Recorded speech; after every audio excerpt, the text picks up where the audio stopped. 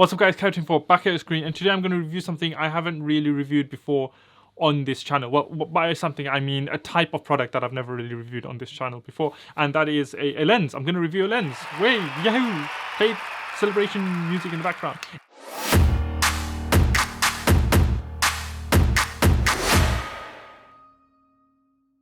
And today's review is going to be about this bad boy. This is the Sigma 16mm f1.4 contemporary lens for the Canon EF-M mount system. So this is basically built for the Canon M50 essentially, or any of the Canon's M series cameras. So you can pop it onto your M50, M200, M50 Mark II, M6 Mark II, or any of the M cameras. This lens will go on it. This is a very nice little nifty lens. It's a very small form factor. It's not really that big when you compare it to some other lenses. One second. So here I've got a Canon 24-105. It is a zoom lens. It's meant to be a bit bigger. It's an L series lens, so it is going to be a bit. But if you can see it side by side, you can see it's significantly smaller. So I'm going to put that back because it's irrelevant. However, this Sigma 16mm lens is absolutely fantastic. Now, this review, like a lot of my reviews, is aimed primarily towards content creators because this is probably one of the best content creation lenses out there. And when I say best content creation lenses, I mean for a crop factor camera system. So if you want to use it for your Canon M series camera or for a Sony E-mount camera, then for APS-C cameras, this is one of the best lenses out there right now. Now there are several reasons for that, and the number one reason is its great quality. Sigma produces really good quality lenses. The lens I'm filming with right now is actually one of the full frame EF mount Sigma 24mm art lenses, and it's my absolute all-time favorite lens just because of the wide angle it gives me. Like, you can see how much behind me you can get. The camera is actually quite close to me. You can see I'm touching it right now, so it's not really that far. It's about an arm's length away from me, and it's getting so much of my background. It produces a really good depth of field, and it's just really high quality. It's got great autofocus and all of that, and this Sigma 16mm pretty much mimics this Sigma 24mm, because when you pop this 16mm onto an EF-M mount or onto an APS-C mount, then it becomes roughly a 24-25mm lens. It becomes a 24mm focal length just because of that 1.6 times crop that the camera produces. Now, the big reasons that this lens is so good: A, it has fantastic autofocus. Like, it's great image quality, great video quality, great autofocus. I've used this lens a lot in the past when I was primarily using my Canon M50 for content creation, and this was what I was filming all my videos on. It's tack sharp when you're taking photos, when you're recording videos.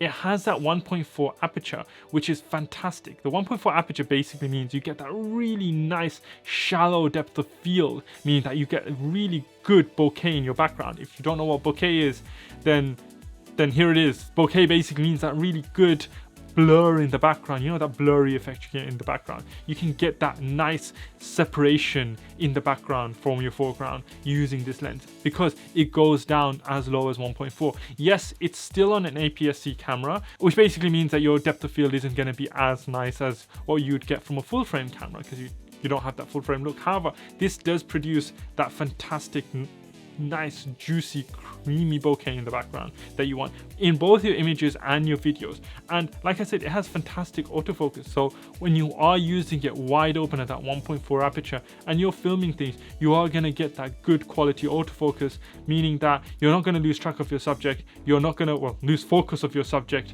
and you're going to get really good quality video out of it. One of the primary uses of this lens is using it as a vlogging lens. Now, I've got my Canon M50 Mark II here, so if I just pop this on, then you can see how small it looks. I mean, this is pretty much the only EF-M lens I own for the Canon M50 because I bought this with the body only, and I intend to keep it that way because I really don't need any other EF-M mount lens. This works on the camera for pretty much everything. I pretty much don't take this off of the Canon EF-M camera unless I'm using the camera for professional work and I want to slap on one of my other lenses and I'm using this as a spare body, then I will do so using the Viltrox speed booster mount. However, other than that, this pretty much lives on the camera and I use it for everything. So if I'm going to be using this for vlogging, it's nice and it's small enough that you can actually, it's big enough that you can actually hold it by the lens itself, but it's small enough that it doesn't add any additional weight to the camera. So, not a significant amount of additional weight to the camera. If you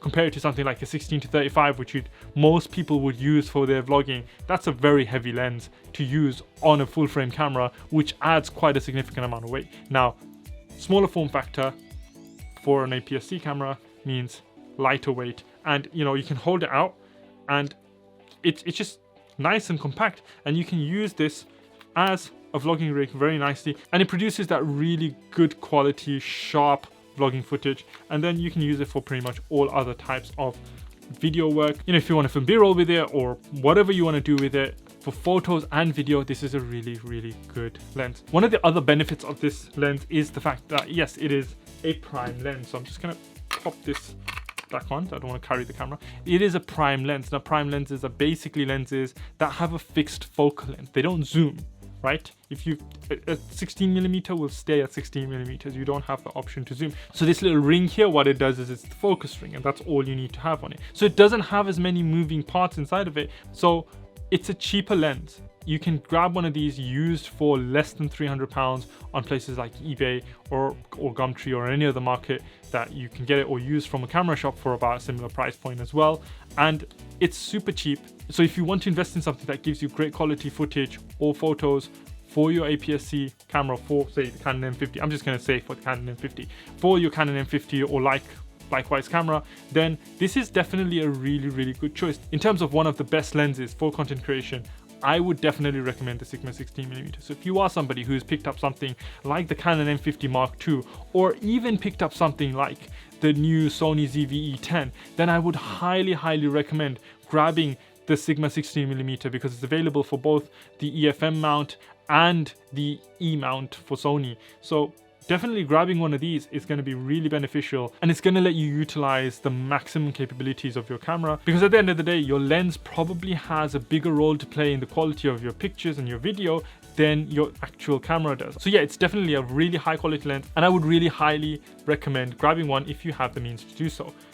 So hope that was useful to you guys, and hope, you know, brought you a little bit of information if you were stuck looking for a lens to buy, and if you weren't sure about what kind of lens to get for your camera for your content creation, and you bought yourself a new camera and you don't know what lens to grab, then this is definitely one of the most recommended lenses that I could recommend. That's all for today, guys. Hope you enjoyed the video. Hope it was informative for you. Hope you guys got something out of it. If you did, please hit that like button. If you enjoy my videos in general, then make sure you hit that subscribe button. I can see that about above 98% of you are not subscribed to my channel. Why? Do you not like me? Am I not a likable person? Am I not nice enough to you guys in giving you all of this information? I kid. You know, if you want to, subscribe to the channel. If you don't want to, then no hard feelings, guys. And if you want to know exactly when my new videos are coming out, then you can also hit that notification bell and it will tell you exactly that. And so until next time, guys, this is Kai24 signing out.